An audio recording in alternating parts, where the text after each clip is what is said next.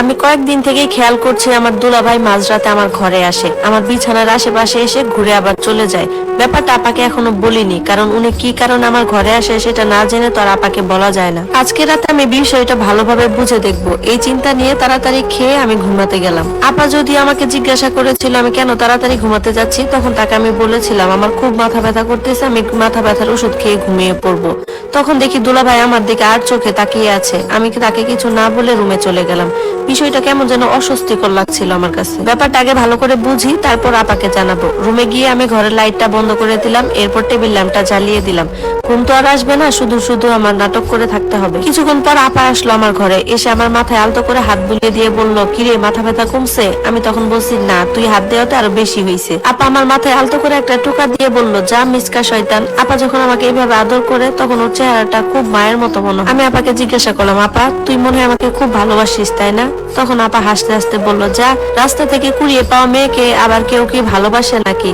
তখন আপা আমার গায়ে চাদর গুলো মুড়িয়ে দিয়ে টেবিল ল্যাম্পটা বন্ধ করে দিয়ে চলে গেল। আমিও ঘুমের ভান করে শুয়ে থাকলাম। সব ঘরে লাইট বন্ধ হয়ে গেছে, আপারাও মনে হয় ঘুমিয়ে পড়ছে। আমার এদিকে একটু একটু ভয় করতেছে, আবার বিরক্তও লাগতেছে। এরকম করতে করতে রাত প্রায় 1টা বেজে গেল। ঘড়ির কাঁটা টিক টিক করে চলতেই আছে, রাতও গভীর হতে যাচ্ছে। ঠিক এই সময় আমার ঘরে দুলাভাইয়ের উপস্থিতি টের পেলাম। উনিও যদিও এসেছেন নিঃশব্দ করে।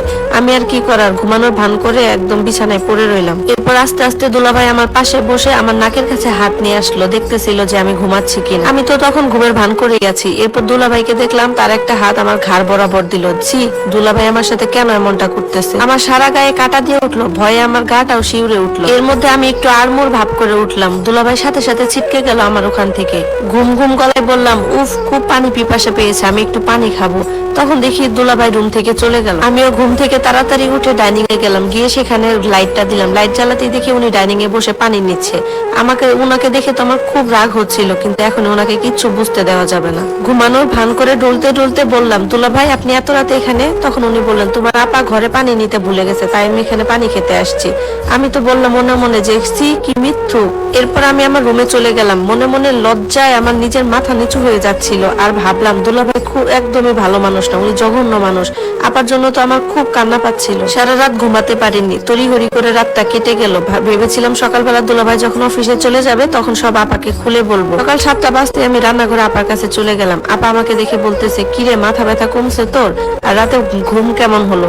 রাতের কথা মনে হয় যতটা না খারাপ লাগলো, তার থেকে বেশি খারাপ লাগলো আপার ওই নিষ্পাপ মুখটা দেখে। আর আমি ভাবতে থাকি, আপার মতো একটা নিষ্পাপ মেয়ের কপালে এরকম একটা জঘন্য লোক জুটছে। এসব ভাবতে ভাবতে আমি মনের অজান্তে কেঁদে ফেলি। আপা তখন হাতের কাছ পেলে জড়িয়ে ধরলো আমাকে, ধরে বলতেছে, কি হলো মনে, কি হয়েছে?